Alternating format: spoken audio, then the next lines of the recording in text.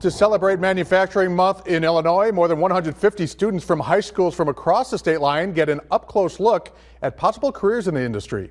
23 News reporter Anthony Ferretti talks with one of the future manufacturers and a mentor in the making. Rockford Lutheran senior Jamar Pitts is a builder at heart. On the football field, he wants to make the big plays as a running back for the Crusaders, but he sees his future on a different playing field, manufacturing. I feel like it's good because, manufacturing is used for a lot of stuff.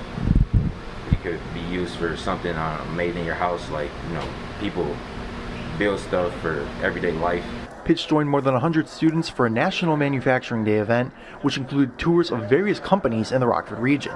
He visited Triangle Metals. I actually had a pretty good time. Got to see how welders actually work and got to see how they train. Organizers hope to inspire a new generation of manufacturers, especially among women, who industry experts say are underrepresented. Women like to work with their hands too sometimes, and so different traits that we have as females are seen in many of the manufacturing jobs that are available. Jacqueline Kaloje is with Women of Today's Manufacturing.